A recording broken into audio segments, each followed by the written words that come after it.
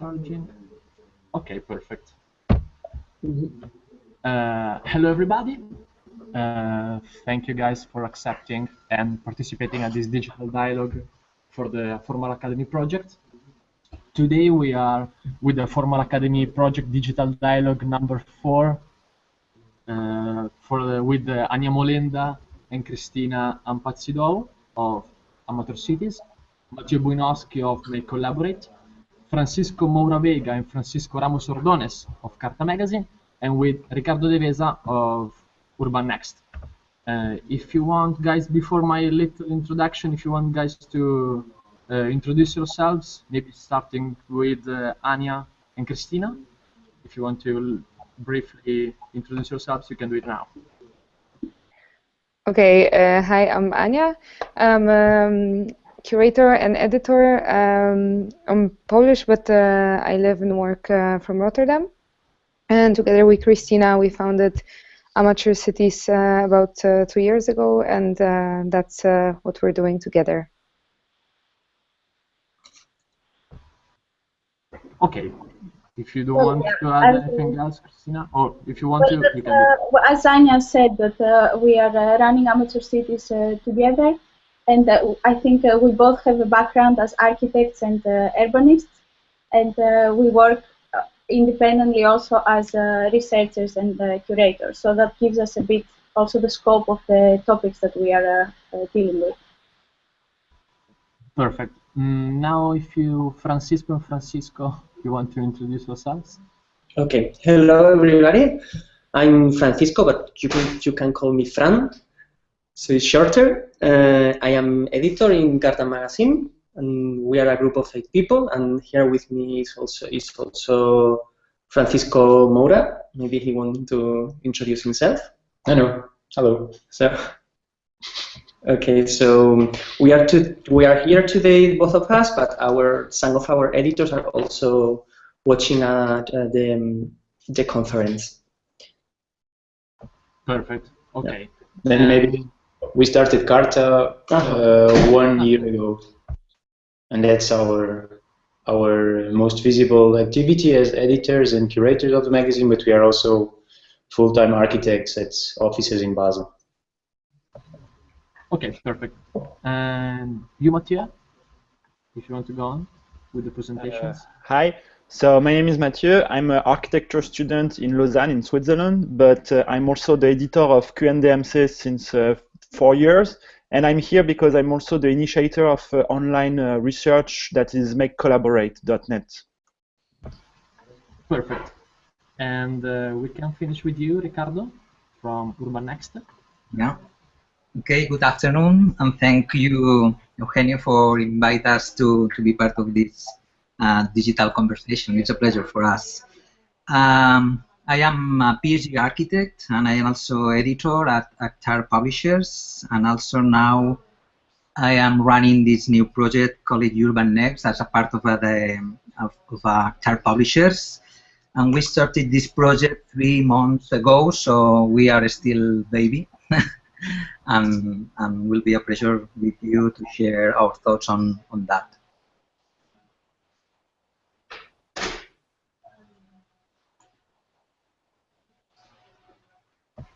Perfect. I would like to briefly introduce the Aformal Academy project.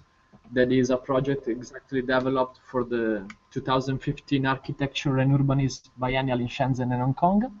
And it is the main curators are Jason Ilgefort and Merve Bedir, and they invited us in November to curate an online part. I mean Parasite and Iraq, which is another collective, another research collective. And they invited us to curate an online part that we declined as a platform on which upload contributes from various architects, designers, sociologists about themes such as the relation between the school and the pedagogy and the city, the pedagogical infrastructures of a city, and like in this case, like today, the tomorrow special practices.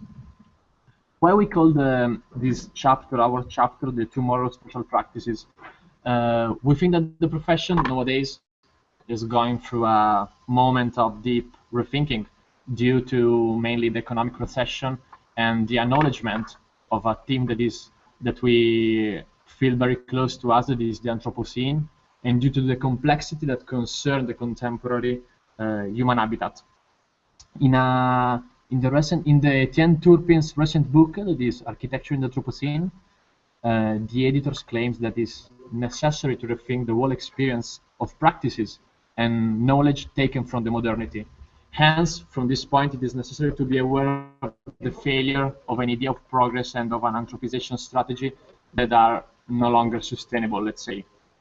And the aim of the future spatial practice, the tomorrow spatial practice chapter, is to question about which modalities and tools will be able to characterize the profession of tomorrow. In fact, today we want to talk about paper or online editorial project because we want to talk about the importance of the written architectural and design production in history that we can see exactly as a material for construction, and in particular in which way and with which result in recent years this production moved from a physical report, the paper, to a digital one, the web.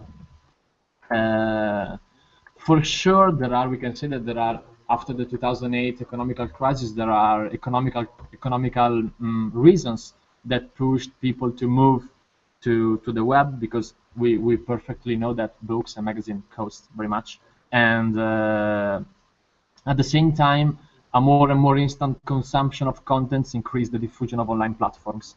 Today, as I said before, we are with 4 very interesting examples of online projects that are Urban Next, Amateur Cities, Make Collaborate, and Cartha magazines.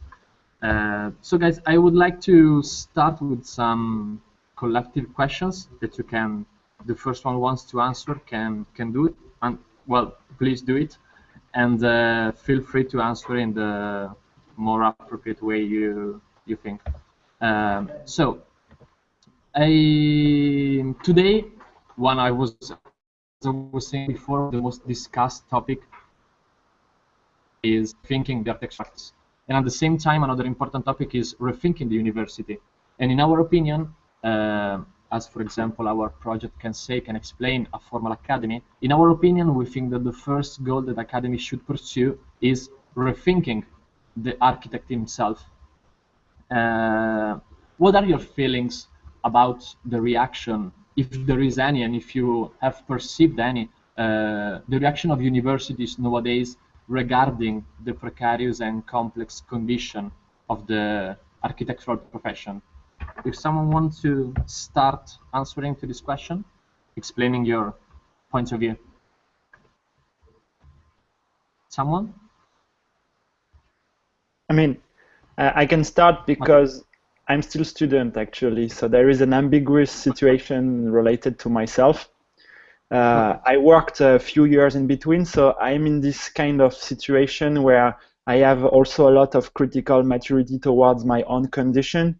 But it's true that now we are living in a world that is evolving so fast that you cannot learn static knowledge, because what you learn during 5 years, a big part is somehow obsolete already when you are out in the real world. And maybe like instead of learning like fixed knowledge, the curriculum should be more around this idea to learn how to learn fast, or maybe otherwise like to learn how to develop research strategy in order to get the information just in time and not just in case like it was used to be for the last decade or the last centuries. Yes, I mean, we can maybe talk about this, like this kind of just-in-case formation or versus just-in-time research of information. This is from people from the MIT Media Lab, like Neil Gershenfield. They start to think about this and to restructure like some curriculum with this idea in mind. Yes, perfect. I completely agree with you, and in fact, it is, as I can present briefly our point of view. They say, scientists and sociologists say that we are living in the pro-acceleration age, the acceleration of the acceleration, and in fact, the phenomena that we are living mainly in the web, the faster the diffusion of contents and the consumption of contents online on the web is one of the, at the same time, one of the problem of these effects of the diffusion of online platform and so on. If you think about the like effect regarding platforms such as Daily or the Zine, or their profile pages on Facebook and Instagram, at the end, people, the faster the diffusion is, the less people pay attention to what they have in front. In fact, even for this, I think that we have to more able to follow the velocity and of our times. If there is someone else who wants to add something else, guys, about this question, or otherwise we can go on with the second one. Maybe, okay. No, Yeah, I think it's a good question, because probably the chance to open this kind of digital platform is because the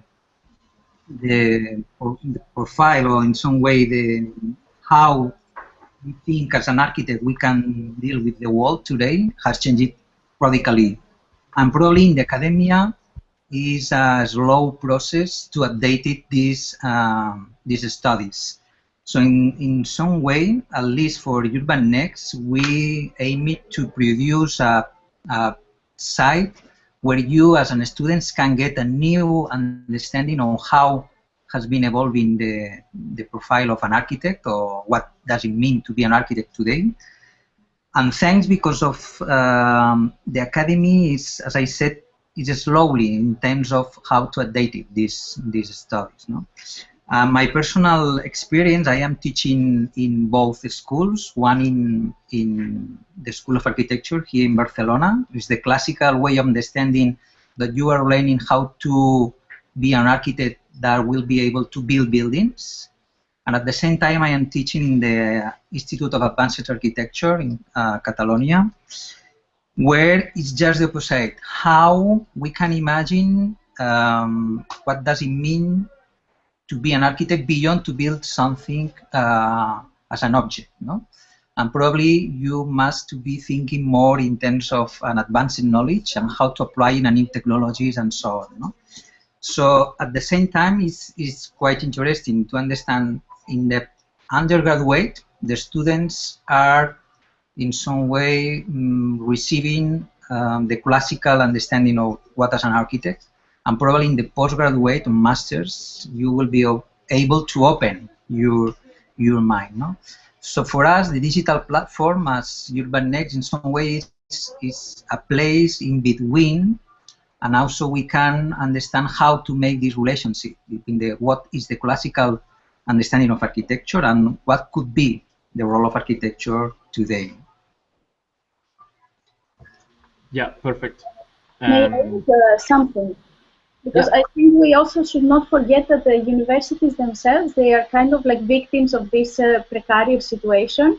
I mean, on one hand, they depend more and more on external funding, so they also kind of get into this like accelerated production of papers and publications and all, like in order to fulfill all the metrics and like achieve the rankings. And this also extends to the relationship to the students, because students are also invited to kind of like pay increasingly higher and higher tuition fees, and that also means that they expect to get the skills or the knowledge that will be kind of immediately available when they are looking for work. So somehow universities are themselves trapped in this race towards like in this precarious situation. So I think it's also very difficult to really take the time to rethink and to adjust your programs in and to have the luxury to do like unsolicited research. Yeah, completely. Yeah. Can I also? Sure. Yeah, because I think the problem is, as Cristina mentioned, that there is, in terms of research and development, a lot of energy is being put in production of papers, which are also often inaccessible to a lot of people, even from the same field. The scheme of publishing them is depending on, of course, the institution is more or less accessible, but then there's at least, I don't know, maybe some of you have different experiences. I think very little attention put into developing new learning models and new methodologies of actually acquiring knowledge and prepared for this new situation.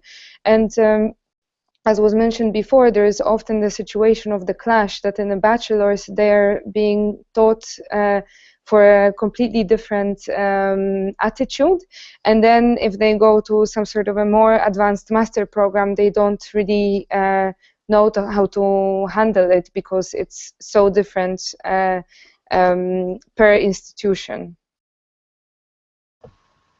Yeah, absolutely. So we can see that on one end we have the university that can follow the velocity of our times, and on the other end, as Cristina was suggesting, was mentioned, the impossibility due to economical reasons for many universities to follow these times. In fact, don't you think that this is connected with the second question I want to ask you?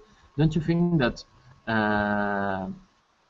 the architects and the architectural practice in general, and as you were saying, the university, are losing their ideological and theoretical background also for economical reasons, because they are, let's say, son, well, not to say slave, of the economical market that nowadays are completely shaping our new universities or cities with a huge amount of money and capitals from private investors that are at the same time funding university nowadays.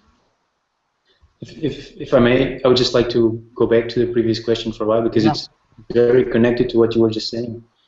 When we talk about precarity in the situation of the architects and of the teaching institutions of architecture, we kind of forgot very gently to to refer that it's at the core of the interest of the universities nowadays to have as many students as possible. And you, being from the Italian background and having studied in Milano, you know this for sure, that the number of students per class is huge, and this comes directly connected to how universities finance themselves. So even though they can acquire sponsorship from private entities and then expect a return after, they also are mostly based on paying tuition. And this has a huge influence not only in the quality of the teaching environment and on the quality of the knowledge that students can acquire, but also in the profession itself. Because how can it be that each year, for instance, I don't know, I can speak about Portugal, there are 23 architecture schools in a country with 10 million people. So every year you have at least 5,000 architects coming out. It's a bit nonsense, no?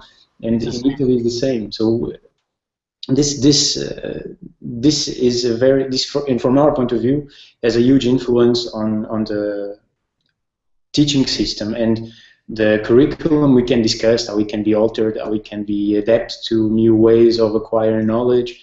But if you keep on preparing the same amount of people to do the same kind of job in the same environment, I mean, they could be all highly educated and perfect architects. They still wouldn't have a job. So this is something we would like to see tackled. Maybe not today, but at some point. Yeah, that was just our comment on it. No, I completely agree with you, and this is, I mean, in our case, for our experience, for our background, this is a problem that we can perceive in our university. One of the biggest aim of the universities nowadays in Italy is to receive and to have the biggest number of students. Also for, I think, for an economical issue, for an economical matter. At the same time, as we were saying before, I think that the university is not able to follow the velocity of the evolution of the development of our societies, of our times, and maybe as for example, Ricardo was saying before, was suggesting that in one of the university in Barcelona, students learn how to be perfect architects. That is the same, how to build perfectly a building, and it is the same thing that happens in our university in Milan, for example. But we are not connected with the urgent issues, the urgent problems of our society and the of the architectural practices. Don't you think that we are witnessing an increasing number of editorial projects online, or well, in this case even on paper, because they can more rapidly follow the changing of our times?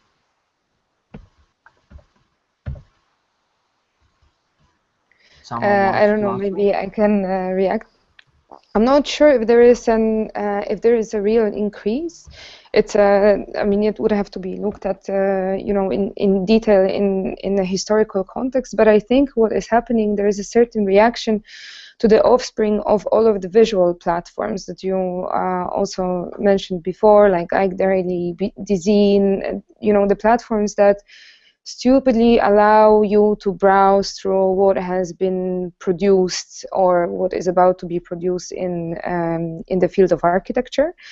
And I think there has been a certain tipping point reached, and the increase that might seem like an increase of platforms that have a little bit more theoretical approach is exactly a reaction to quite a homogeneous production before that was only focused on visual stimulation. That's my feeling. I have something also, maybe we can talk about this. It's also, maybe there is no more, but something changed fundamentally is like the visibility of every independent project nowadays is way faster and broader. Because, for example, I don't believe there is much more personal or very small scale research compared even to 5 or 20 years before. But now they all have a potential global reach. And before they were maybe just related to only one university or a small group of people, and in the other city in the same country nobody knew. And now it's fundamentally different. This is one point I wanted to say, is like the globality of the internet is changing, of course, all these dynamics. And also the other point, it's somehow related with the other question, is the fact that historically we are always following similar patterns. So now actually it's happening stuff that used to happen in a different form or in a different format 50 years ago. Let's talk about the mainstream and the independent critical organization. That always it had already before like mainstream publication. So it was paper, but it was printed a very lot of copies and distributed in a lot of space. And there were already, like during even punk area, small series of independent magazine or stuff like that. And it's just that because the main magazine, they have more budget or more like workforce, they are often adapting to the technology faster. So what happened is like let's say 10 years ago, the mainstream paper became a mainstream website. It was not the same, but like, let's say, new website took the place of the former mainstream. And then in reaction to that, let's say in 2005, around 2010, there was a big constellation of small publication in order to react to this. The same way small magazines were reacting to the big magazine in the 70s or in the 80s. There is something else, and I want to add. I totally agree with the first reaction. That is, I don't know the name of the girl, Cristina. Ania. Ania, thank you. So I totally agree. I think in Cartha we both agree with the reaction, all of this like incredible amount of images, no, without critique and without giving an opinion. This is one point, and also I also partially agree with what just Mathieu has said. That I don't have the historical perspective, or I don't have the data to see if nowadays there are more independent or critical initiatives. Probably it's not the case. Probably it's just it's easier to have a certain impact, or it's easy to get to know outside of your locality, whether it's your city or your university. So I think those 2 points are valid. But I think, or at least I want to believe, there is something else which is connected with what you said at the beginning, with the ideology, with questioning things, with questioning the status quo, or with questioning what is happening in our society, in our world, even beyond the architectural sphere. No. I think we are in a time, especially lately, after 2008, that we are society is trying to organize itself, and people are more critical with the economical system and with the political agendas. Also, I think also there is a lot of a movement in terms of questioning how do we want to believe, which is our ecological impact. So I think, in a broader sense, also there is this reaction in the architectural sphere against the mainstream to regain like a voice, to regain again like a position where you can be critical and you can question things in the architectural realm. But I think this belongs to a broader movement that we live in now. Yeah, but I would just like to point out some very, very shortly. We shouldn't be unfair. We shouldn't be unfair to the printed medium. I think printed magazines and let's call it the mainstream magazines, to follow in what Mathieu was saying, they have been doing a wonderful job when it comes to critical and theoretical background. I think it's more in our eyes or not to see what they are doing. I can give you the examples of Swiss magazines, and even if El Croquis, you can call it architectural pornography, but if you go and you read the text, or if you read the interviews, I mean, the depth and the effort they put into it, it's amazing, and you have to acknowledge it. So I think we should be fair in this appreciation of the theoretical and critical work that these so-called mainstream magazines have been developing, and not just saying, hey, we are here to do it, and the other guys are not. So. Actually, even the digital formats, like we can talk about Arch Daily or Dizine, are developing recently a lot of critical articles, like they are invited architects to write essay. The format of the essay, they are mutating, they are changing, but I agree also with Francisco, yes. No, in fact, I wanted to go in that direction. In fact, I perfectly agree with Francisco, well, both Franciscos, about what they said.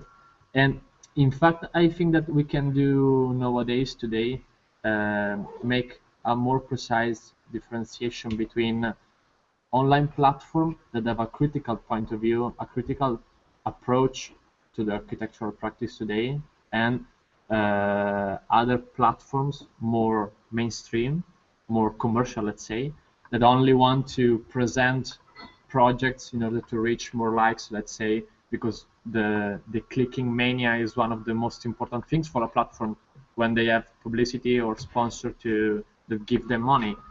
And I would like to know in which way, for example, you, as for different experiences, you decided not to present just a series of architectural objects, but your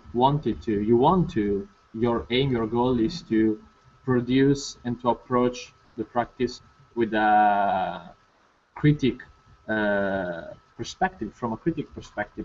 And we are very interested in this, and if you want to explain a little bit more, what do you do in your with your platforms, with your practice, it would be perfect. Or the four of you. Okay, maybe. No. Whatever. Which, or maybe you can go on. I can follow up. Yeah, go ahead. No, because I'm saying this because it is obvious and when we go on your web pages, website, that all your experiences are closer to also to the social sciences instead of just being connected to the architectural object, the architectural construction. Yeah, I think this comes first of all from a realization that architecture is really not just the object, but it's kind of like only part of a very big network of like urban space of different practices. So it's actually a much more complex reality that we are dealing with, and it seems to us a little bit like too self-referential to only talk about buildings. So it almost doesn't make sense to do that when we operate in such a much more multi-layered reality. And I think our starting point was precisely that we were missing this kind of in between discussion between the completely design-oriented talk and the talk that was completely sociological. So there was something missing in that in this debate, and we thought that this is where we want to come in, and to somehow combine what we say, like the thinkers and the makers. So to really like give voice to both people who take the time to think about the changes that we are facing in our society, but also to the people who are creating new realities, who make these things happen, but maybe they are not so much concerned with like actively communicating or theorizing about what they do.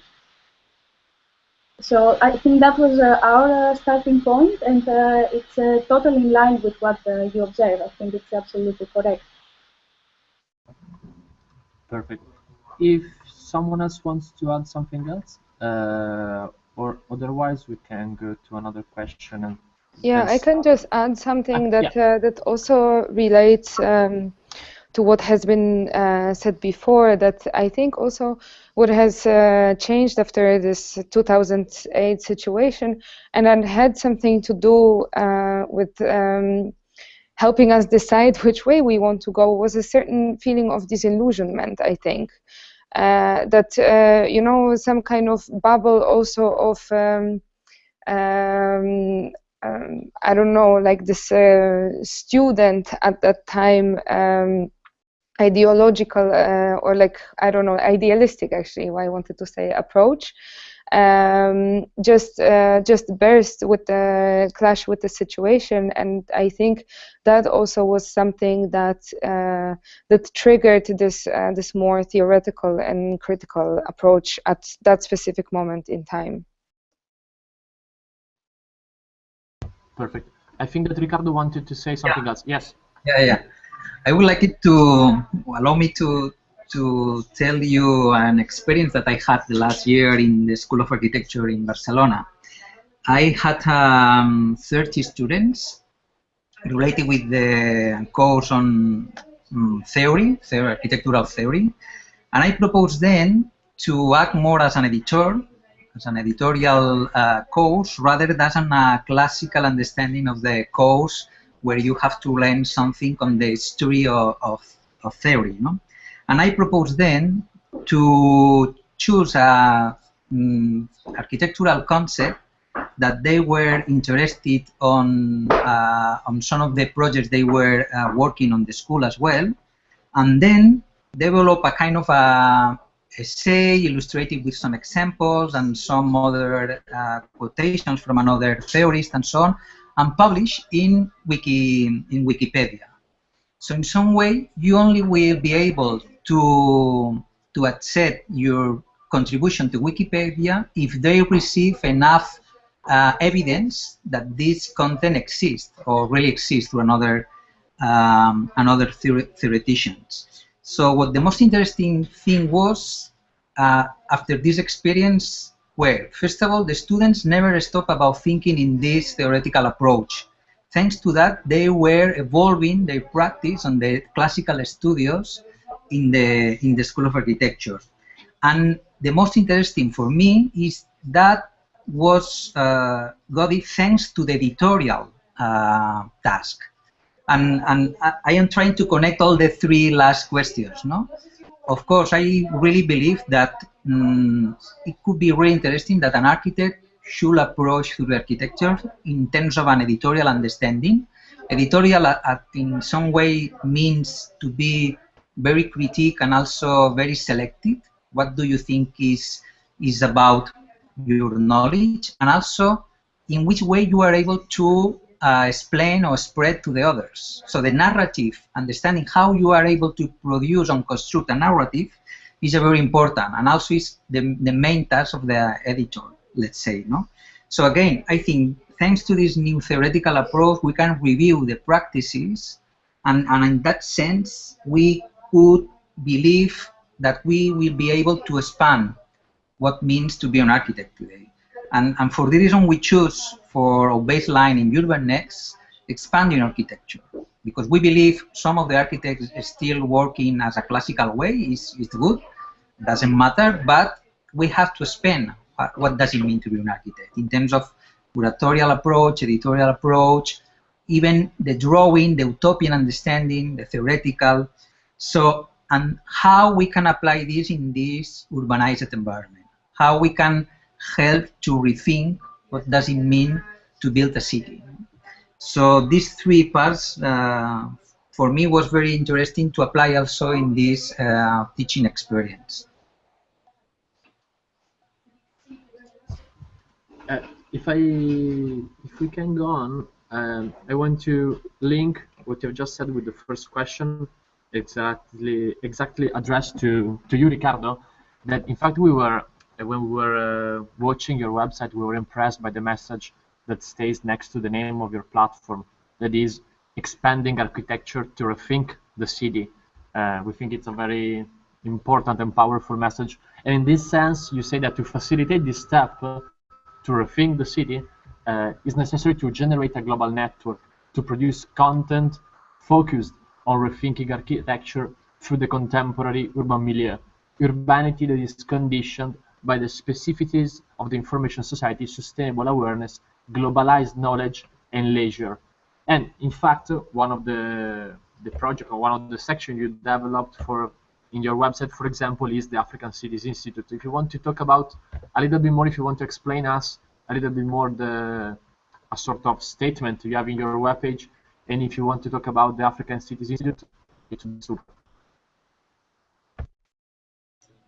Good.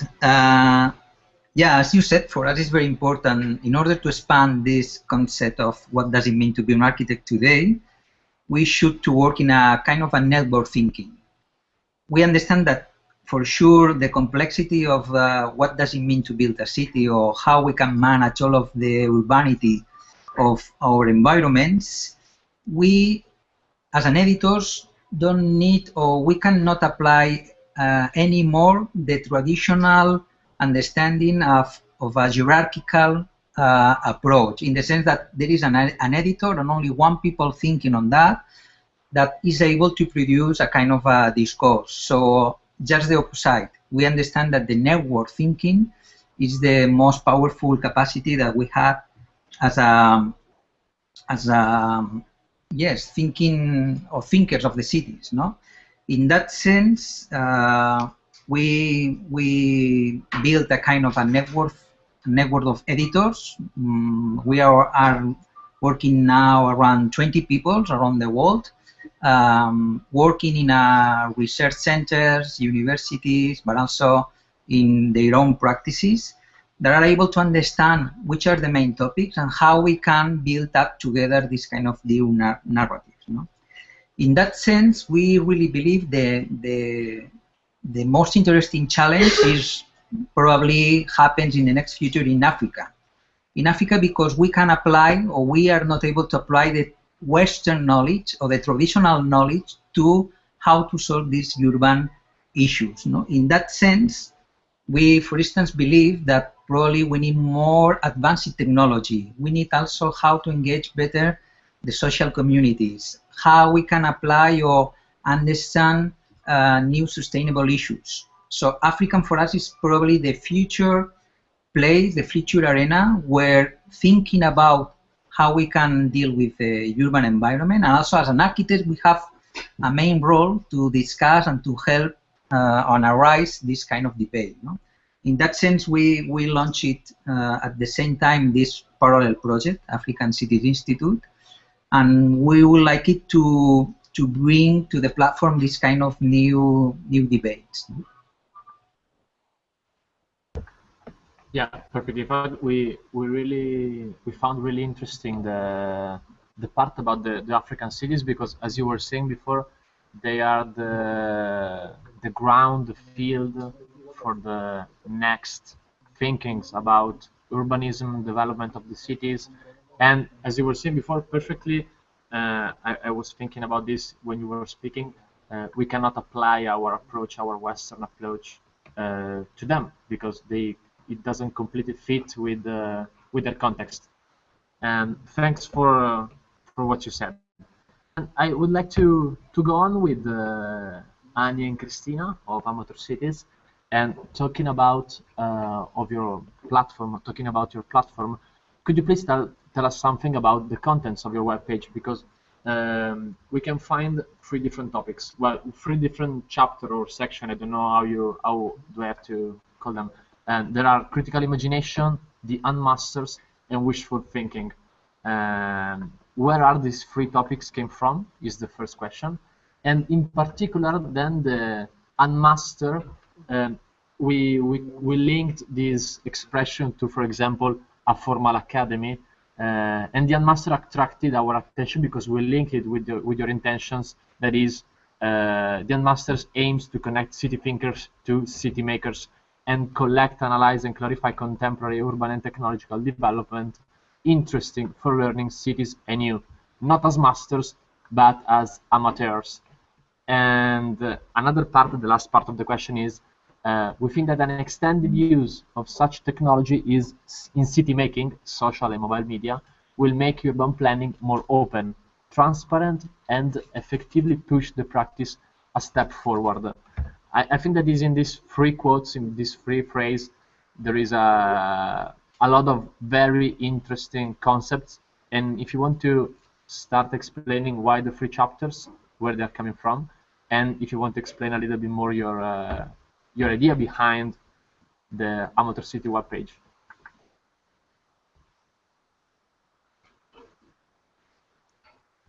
Who wants to start? Maybe I can start. Okay. Okay, so first of all, the 3 sections came from this general idea of connecting city thinkers to city makers. So the critical imagination, why this section was formed, was exactly to create a place for more theoretical, more closer to academic thinking, but then presented in a more understandable, approachable language. So we wanted to connect these 2 ideas of criticism that is able, through understanding and through giving insight that is approachable to a broader group, makes it possible to actually spark imagination. The unmasters section that you mentioned came from exactly the opposite direction. So we saw that, except for the interesting academic thought, there was actually a lot of things happening in the so-called city maker, or the activity that was coming from the bottom up. But these people that we found extremely interesting, they often don't really care to publish, or they're not skilled enough to write, or they're not interested in writing. So, and also they're often learning as they go, learning as they do things. So they're not coming from this background, I want to do things perfectly, I'm following a master and I want to reach a certain state of perfection. So it was referring to this new emerging practice that we saw happening, and we wanted to give this practice a voice. And because we were aware of the fact that probably they are not going to come to us to say things, we decided that we were going to come to them and use the format of an interview to actually give them a platform to express themselves and make it visible to the rest, also to the academia, right? And the third section, wishful thinking, was related to the fact that we thought, okay, we have two very text-oriented sections, but we don't want to completely dismiss the power of the image. So, so we added wishful thinking, where we wanted to show more visual stimulation and more kind of future thoughts, future questions that were also maybe a little bit more abstract and could open up imagination. And Cristina may follow up on the second part. Yeah, I think what kind of underlines our whole effort, this idea of amateurism, is basically the fact that we tend to somehow think of amateurs as people who are not really good at what they do, that they don't do something perfectly, and that relates very much to this like emerging practices that somehow learn as they do. And we should also not forget that the word itself, amateur, it comes from like the Latin amare, or that survives in a lot of Latin languages. So actually, the word amateur doesn't say anything about the quality of your work or the quality of what you produce. It only says something about the intentions with which you work. So somehow it doesn't matter how well you do what you do, but the fact that you are driven by love for it, by honest care, is what makes you an amateur. And this is why we also call our platform Amateur Cities, and why we say that we want to put this quality forward, that we want to write about things that we care about, and to engage other people who are motivated by the same love for the cities and for their work. So I think that's a little bit why amateurism is so prominent, both in our name and also in our approach.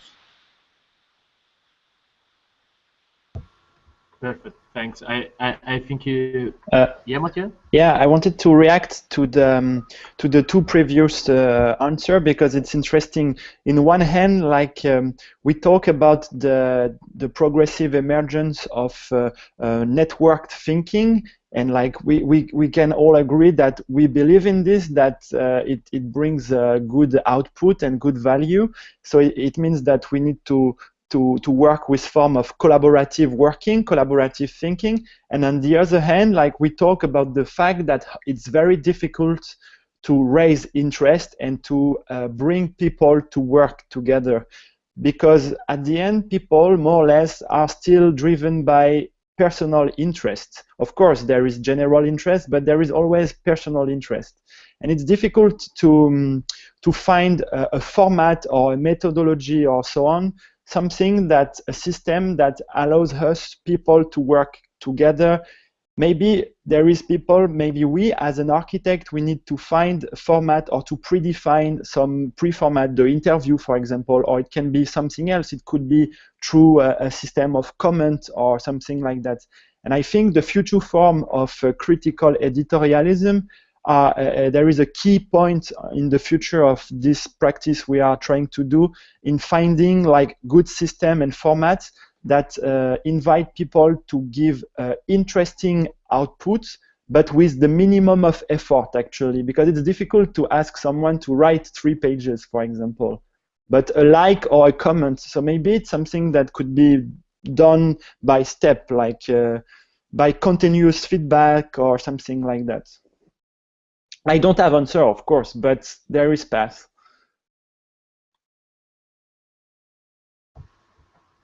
Yeah, no, for sure, Mathieu. You're right. I agree with both of you, in particular about what Cristina was saying before, that we need people that really love, that really have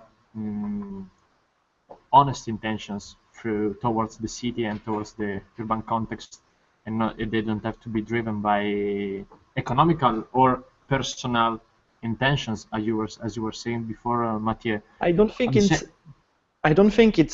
it's totally compatible. There is always a human nature, like people don't have time, for example. They have maybe only half an hour.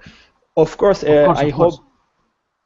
But I think I can ask you again. I can ask you another question to you. According to what you're saying, don't you think that don't have time and don't give time to these issues, to these matters, is a problem of our times? I mean, it seems that if we think the reality from this perspective, we are a sort of slave and victims of our society, and instead of changing it, giving the right attention to what is important and to what we, as Cristina was saying, what we love, we are just giving half an hour to the city, and we don't have the time to write 3 pages, for example. I don't know. It is something that, for example, us as a collective, we always ask to ourselves. We are always questioning to our practice as well how much time we have to give to these things, because we love what we do, but at the same time having different things to do, and we don't have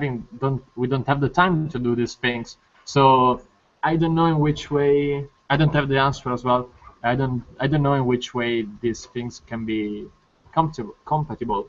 I don't know if you have an answer, or if you can suggest us something, or you, the 4 of you, because I think this is a problem of our times. And at the same time, I think that the paper, well, the editorial projects can help us in this situation, because they are for sure faster. The development and the production of contents is faster than, for example, building something. I have 2 quick points. One is, like, there is this book that is called Open Source Architecture that has been published last year, that I think every one of us know. They are starting to bring in interesting input on this question. The second one is, I think we should look maybe to the side of the digital or the program world, because there is stuff now that, like GitHub or this kind of thing, working by version or by incremental contribution. Maybe it's a start for we could start to think or make cities in this way, maybe through a version or incremental contribution for design or even ideas. Yes. Maybe can I add something else? Yes, Ricardo, for sure. Yeah. First of all, I congratulate to Mathieu in the Make Collaborate platform, because it's a very innovative format, how we can write all together a writing. So for us it's very interesting, and we were searching in that sense, and we realized that, for instance, for write lyrics for music, you can do like, or you can use this new tool, no? And we believe that in a way, you in your platform could be able to deliver or to spread the content through many different formats. And for instance, for UrbanNet was very important debate, interior debate, which is the best way to build up this kind of new narratives. And we decide at the end that you should be able to read only a kind of a tweet, let's say, we call it a statement. Only you can read what is on the screen. But if you want, you can go to the direct essay, a long essay, no? And read it all together. And also this is related with projects or another kind of content. So the multi-format is a very important way to deliver now in a digital platform all the contents. And for this reason, for us, was very important tool. And also, because UrbanNext is part of the ACTAR publishers, we realized only after 3 months ago, as I mentioned at the beginning, that this is a very powerful tool for the authors, because some of them, for instance, are very interested on run a forum where they are putting all the ideas that are working on some publications. They are able to receive some kind of feedbacks, and thanks to our editorial constructions, they realize that can be connected. And of course, the printed book is not the end of the research, rather to the starting point of something phase that you will be going on the future. No?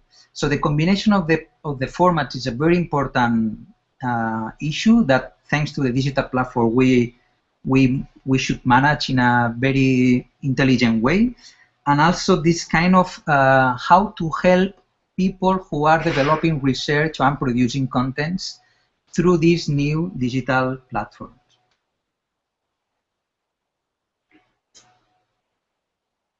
Yes, I think it's very interesting what you were saying, that the book is not the ending point or neither the starting point, but you have to always develop the debate, the research about what you are investigating. And this is one of, if I can add one thing, this is one of the point we thought the most while we were developing the Aformal Academy project, and mostly the Aformal Academy platform.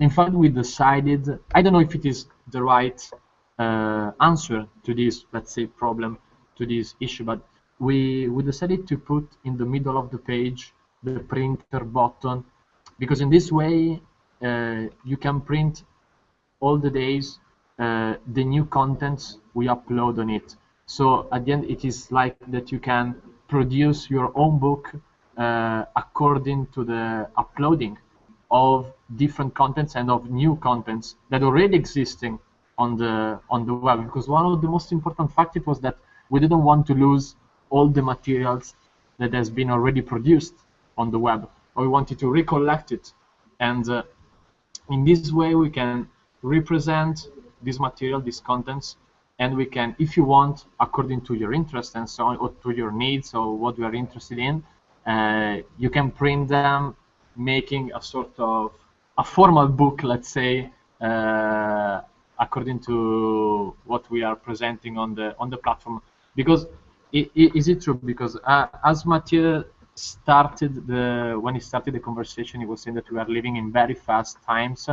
I think that writing a book, it's something at the same time, something quite, I would use the word old, but I don't know if it is the right word, because the written book has a sort of strange temporality today, and instead the web production of content is something that we can join in a different way, with a faster way, and whenever you want, for example.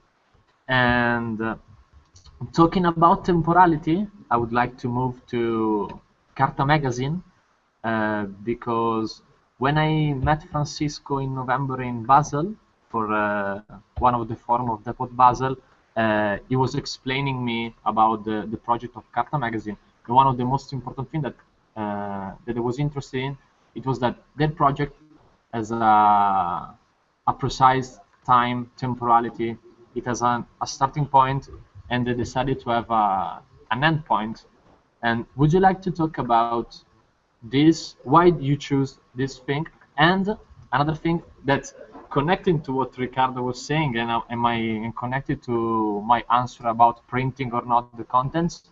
I think that one of the most interesting things of Cartha is that you can print you can have the magazine online, but you can print it on your paper from your printer at home, their magazine. If you would like to explain what you talk about in your magazines, why the temporality, and this thing that you can print your magazine, that is, we think it is very interesting.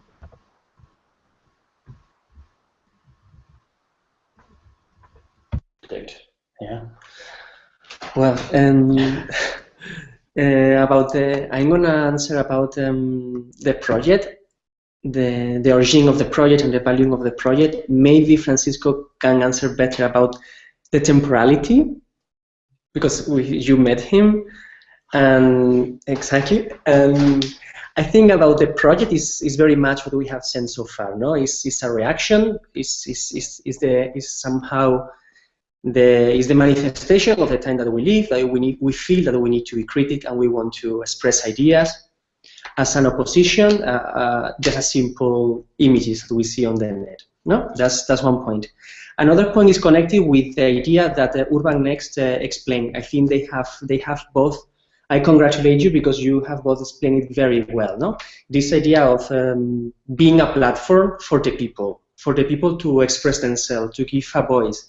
This is always the way we explain Cartha.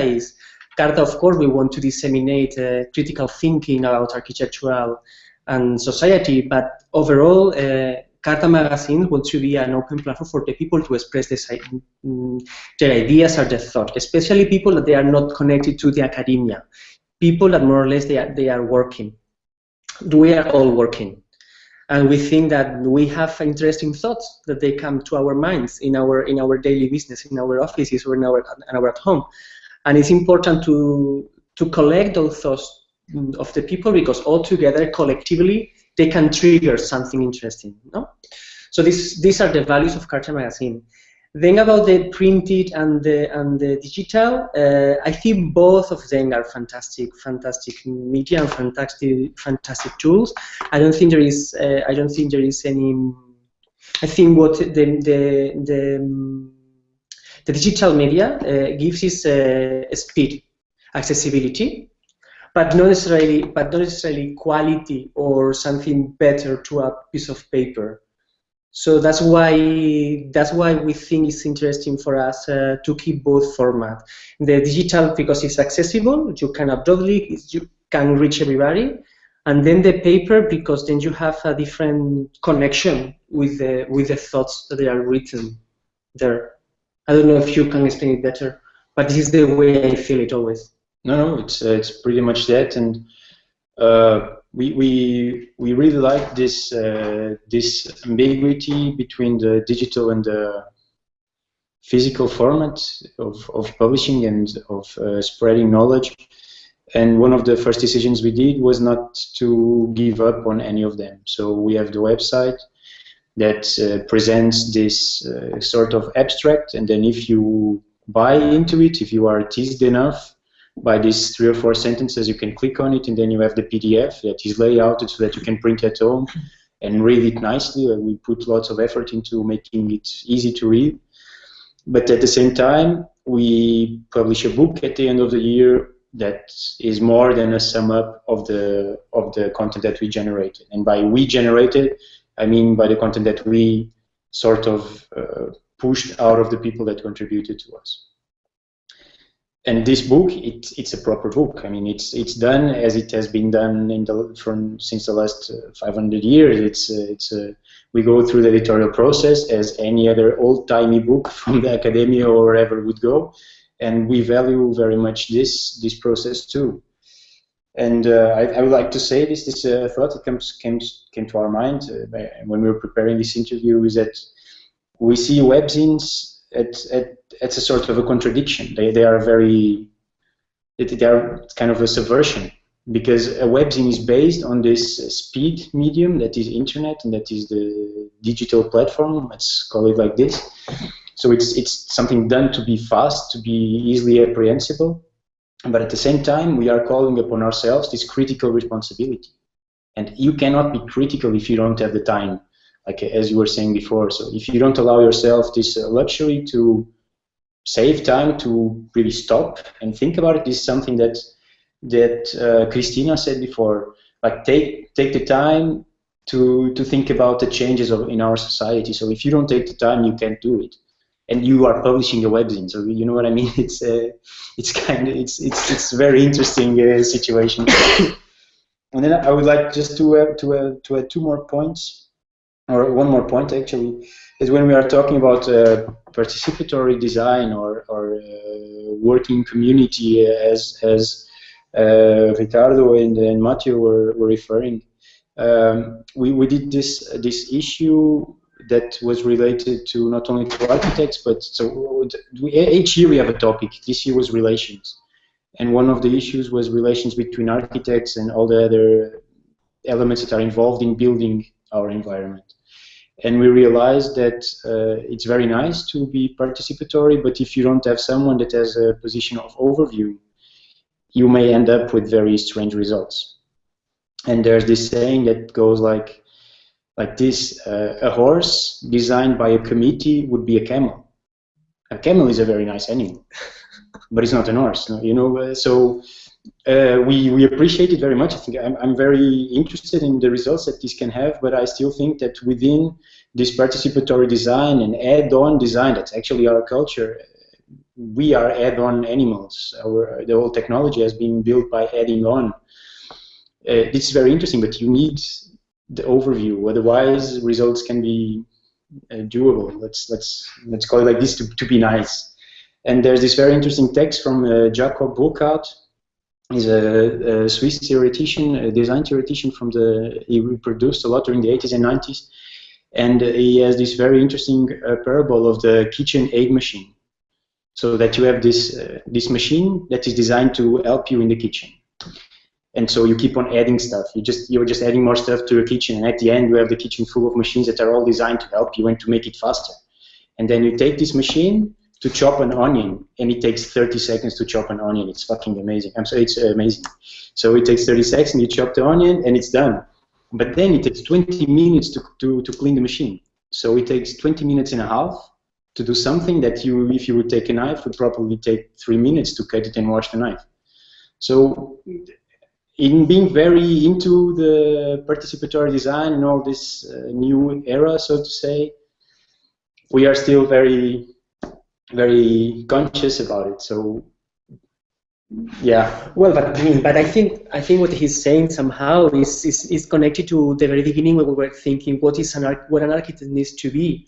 And also Ricardo was pointing out, well, is an architect, if I understood correctly, in relation also to how schools need to prepare an architect. So if an architect is supposed to be good at something, is about like building narratives, identifying narratives, and this apply to build architecture, but also apply to what we do as an editorial activity. So collaborative is good. It's very welcome. It's actually what we do. We are collaborative together. We all 6, 7 now we're collaterally like building a dialogue. But nevertheless, we need to have like this person, could be a person, could be a group, that is like helping to build a narrative, to articulate all the different contributions. Yeah, or guideline. It doesn't have to be a person. Yeah, exactly. Could be a guidelines, as Mathieu was pointing out at the beginning, or could be a person, depends. Yeah. But just a small note, it's also interesting, but because you invite people, you don't write the text by yourself, the 7. You write the call for paper, and then you invite a lot of. So actually, there is 2 Cartha. There is the Cartha as the core editorial manager, your team, and there is also all the people that sometimes just for a while is producing something for Cartha. So actually it's interesting because then you can go out and watch a lot of projects nowadays.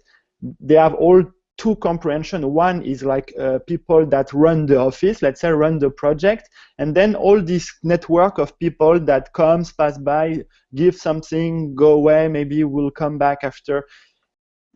And this maybe it's also a good mindset to understand new possible design practice for the city. So, for example, an architect that run a design team or something like that, and participants that comes but then again this question like how the people comes, what they are giving, to which cost, because it's difficult to ask people to give inputs like this without a build context that is maybe money or a condition or yes. I wanted to add a little bit on the issue of time and the issue of collecting, because the idea that was mentioned about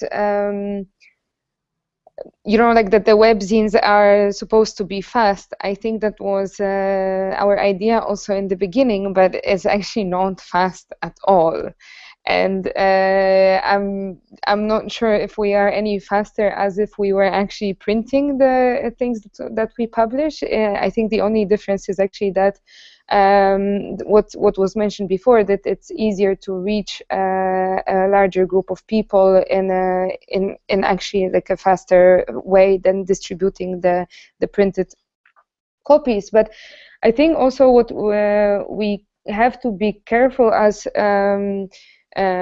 platforms operating online is that we don't end up just endlessly collecting, that there has to be somehow this moment that is maybe reasonable in terms of producing a book, but book is also a moment of synthesis. And I think, you know, like we also, for ourselves, and I don't know, maybe you already have ideas and are using some formats, have to think of like how not only to collect all of this knowledge and this insight, but also how to be able to reflect on it and synthesize it in order to be able to go on and provide a valuable overview for the future and actually enable innovation. Yeah, for sure. I think one of the most important things is not to lose all the collected materials, but it is try to, as you were saying, as you were just saying, reflecting on it and try to using in a proactive way for a future goal, for a further goal. And just another question to just my curiosity to Francisco and Francisco. Do you think that Cartha will go on, or it was a sort of experimental project? And maybe you don't have the answer. We have the answer. We have the answer. We forgot to refer this. So actually, it was supposed to be a 1-year-long project because we had one topic and we had budget for 1 year. But now it changed a bit. So we were selected by the Lisbon Architectural Triennale as an associated project, and we are already developing the topic for this year. So this year Cartha will discourse on the form of form, that is the topic of the Triennale, and we'll do 3 issues, one every 4 months. About temporality is something that we are very serious about, is that periodicity. I think if we keep this frame, it brings something else to the project, but I will not go into it. So for next year, we'll do 3 issues, one each 4 months, and we took upon us this format of guest editing. So for the first issue coming out in April, we have Bureau A from Geneva and Lisbon, and then for the one coming out in August, we have Victoria Easton and Mathilde Cassani and Moura Al-Sayeh as guest editors. It will be on Aldo Rossi in the form of form. And then the third and the last issue of next year will be produced by us again as editors. And it will be produced during the Triennale, and it will outsource the material that is being generated there, not only from ourselves, but from everybody, and also guests that we'll invite. So yeah, sorry, that was it. So next year it's going on, Cartha is going on. Yeah, and I want to add something that just came to my mind now when I was listening to you and also to Francisco. It's about this periodicity. Yeah, it's true. The Cartha at the beginning, how it was born, was for a 1-year project, no? But I think it's not so casual or so banal just because of a monetary issue. And I think it's also, even if it was somehow unaware, but I think it's something which is something conceptually, and it's connected to what some points that we have been discussing here. So one thing is the idea of knowledge is accumulative, right? So if you start, second thing is Cartha was just chose a topic, so it doesn't make sense to stay with one topic like forever and ever. No, I think, listen, I chose this topic, I stay 1 year, I make my contribution, and then somebody else will take this and to add something else.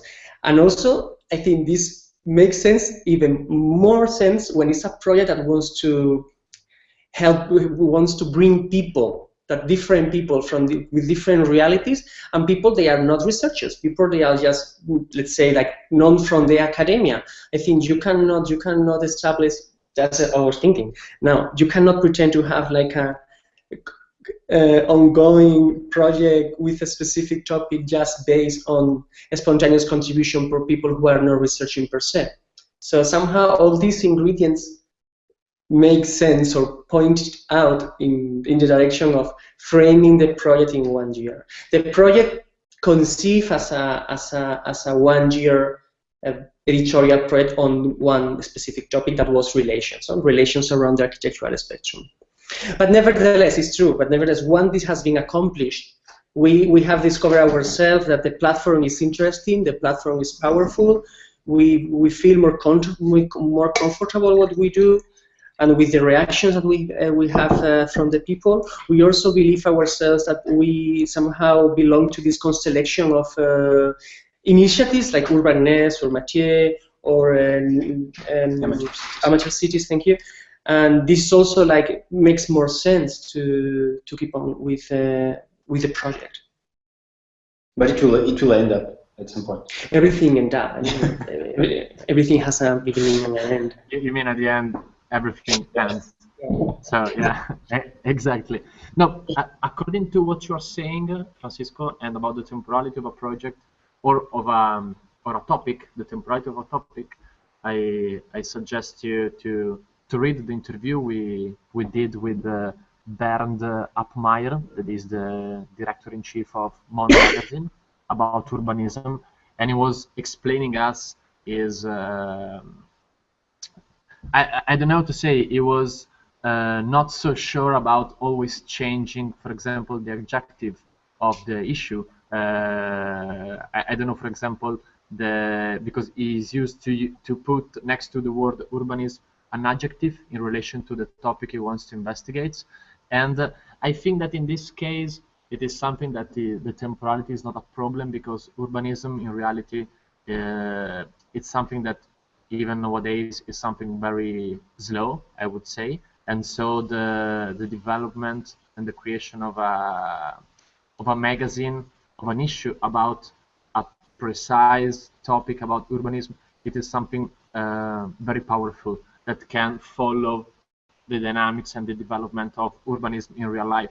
And I would suggest to read to everybody that interview, because I think it's very interesting also from this point of view. And I would like to finish with the last question to Mathieu of May Collaborate. And as Ricardo was saying before, it is a different and experimental modality to think and structure an architectural thesis project. You before mentioned the open source architecture, and the aim, in fact, correct me if I'm wrong, the aim of your platform is to develop an open source research to look at the birth of, as you say, a post-digitalism architecture. And through the platform, you could put together different experts using collaborative writing processes. That is something that nowadays are becoming used the more and more. If you want to talk about your platform and your project and how you envision the evolution of this project. Yes. So different points. I organized the platform because of my master thesis. So at the origin, there is two ways to understand this project. There is one which is the educational one. I have 6 months to produce a work that I need to graduate, and I was thinking how to valorize it on a long-term vision. So I work a lot by myself for 6 months, and then it's finished. So how to give this this knowledge I produce for 6 months, how I can give it to someone else or to a community in order to expand it. So that was the first thing. Secondly, during my semester, I tried to gather information from other people. So I organized a series of conversation on Google Docs, where I invited people. I was writing like few sentences, and then people start to like a online conversation, but text-based. So maybe this can also, in a medium-term vision, lead to a collection of interview or feeds, like a Facebook conversation, but something like that.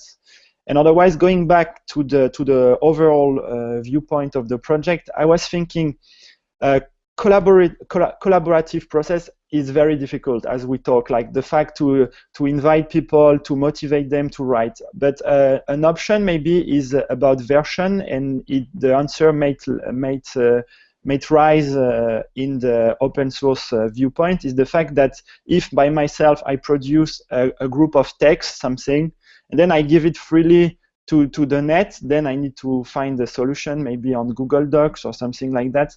Maybe someone else later, like in a Wikipedia, can correct it, like say that this is good, this is not good, maybe someone will contradict it, and on the long-term vision, a new version will appear, and this version maybe will be somehow contradictory or complementary to the kernel. So I try just to do with this thesis like a kernel work, so like a Linux, like a first version, a draft, and then I would like to do a promotion work in order to motivate people to read it first, and then to, of course, like to complement it. For me, this is another way to talk about collaborative process. Instead of bringing a lot of people on the same thing for a single period, you do something and then you pass the knowledge to someone else. And this nowadays we can more and more develop this kind of attitude, because there is Creative Commons and like online platform. So maybe the only problem, of course, we know all of this is about like authorship, and also like I mean, now I'm a student, so I have nothing to lose virtually. But could we find an economic system that valorizes this? For now, I don't know. We have some. We can look and find already some format that works. There is Wikipedia, of course. But there is also Monoscope. Maybe you know Monoscope, which is like the equivalent of Wikipedia for, let's say, art and social humanities and architecture. Yes, that maybe you want to react to this, or I don't know. No, I have a question that maybe I lost the passage. What do you mean exactly linked to your project with post-digitalist architecture? You want to explain a bit what of this post-digital is? Okay, yeah, exactly. So we all feel that we are really living in a turning point in the recent history. You mentioned Anthropocene, of course, and my viewpoint, my research was about the fact that we start to live in an age where like the digital revolution are over. So the digital revolution, it's a period that was, let's say, between the 50s and the 2010. There is a different kind of digital revolution in communication, in computation, and in fabrication. And nowadays, basically, we live in a world where like the digital technologies are completely retransforming, reconfiguring every aspect of our life, like our culture, our visual culture, our communication, the way we produce, the way we work, and some of them are very obvious, they are direct, and some of them, they are so diffuse that nowadays we don't still realize they are, but it is changing. And I believe that an architectural practice needs to take into consideration this ubiquitous influence of digital technology in our world. And this is influencing a lot of different, let's say, part of the architecture. It can influence the design strategies, because there is network, for example, dynamics, like we talked for an hour. It can change the way we produce architecture with the fabrication and robotics. And also it's influencing the culture of architecture, like our taste or aesthetics. And also because digital technologies are so everywhere, it influences even like the space and the territories themselves. Like we are living in a world where like there is waves everywhere, information is everywhere, and maybe architecture will need to take like a position toward this. But this is a bit another topic. But this is something that I'm very interested in. Yes. No. But I asked it because we were, let's say, surprised by the expression post-digitalism architecture in an age, in an era, in times, as you were saying before, where the technologies are taking the control over everything. Let's say, I don't have anything else to add, and I don't have any other question. I don't know if you want to add something else, guys, or. I'd like just to ask, it's not really a question, it's more of a provocation. So at the same time as we have this post-digitalism and so on, technologies everywhere, we are also at the point where our planet, our environment cannot sustain us anymore if we go on like this. Yeah. So we are also at the same time, maybe a smaller scale, witnessing the appearance or the reappearance of old ways of living that are now being the new ways of living. So you have the degrowth society, you have the transition towns, you have the slow food program, and so on and so on. And yeah, so how would these two lines that seem somehow parallel would interfere and conjoin? But it's a bit out of topic, but maybe it's something that we can all. I can answer quickly, like maybe to give a better understanding to post-digital. Like post-digital, there is no post-digital architecture. It's more like there will be new form or new attitude in architecture in a new post-digital context. And the post-digital context, the word post-digital comes from art. And it says somehow that before there was a clear distinction between old and new, or like analog and digital. Nowadays, at the end, we don't care about this. We care about other problems that, as Francisco say, are like sustainability, Anthropocene, and I think like the post-digital period is a time where like digital technologies, there will be used anyway to answer to other questions. We won't talk about like digital architecture just for the sake of digital or like technology or modernism. We will use like digital technology, like for example we are using right now. We are doing a digital conversation, not talking especially about the way we are connected through the internet. We talk about another topic. The same way, like maybe slow food, they are using the social network in order to raise local community, to care about other projects, and so on. Like Antoine Picon said that for him, post-digital, the possible post-digital definition will be a condition where like the people that were used to explore and celebrate digital technologies will meet with the people that let's say investigate new form of sustainability or like managing the planet. Super. Thank you, Mathieu, for this last explanation. And I don't know, guys, I don't have any other question, and I don't know if you want to add anything else. Or otherwise, I can thank you again for accepting and participating in this. Do you want to add something? Ricardo wants to say something. Yeah, exactly, Ricardo. I was. Yeah, not only I realized that all of the three, even Parasite project or Aformal Academy project, is not only a digital project, as well as something is participating in a real spaces, no? Aformal Academy is a part of Shenzhen Biennale.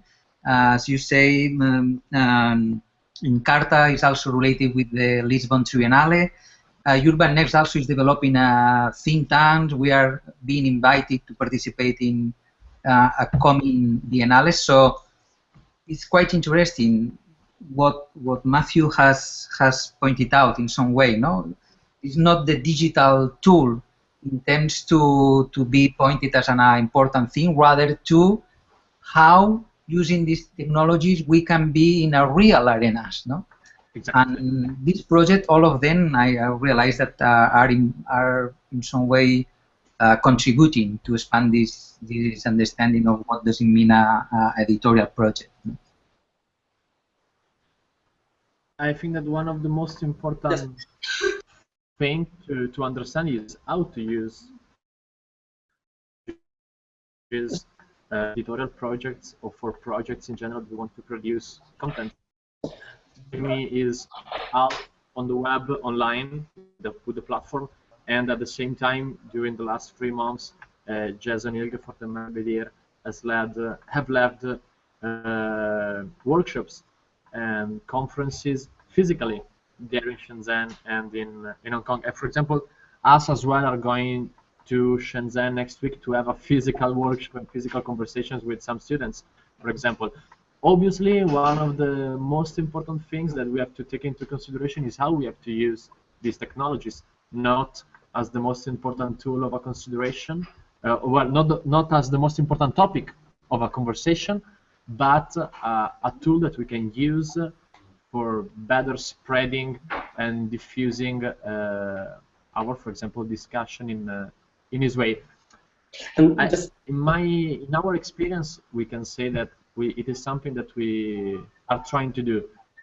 When we have the occasion and the opportunity to make something physically in a real place, we always question, we always ask ourselves, how can we do it online?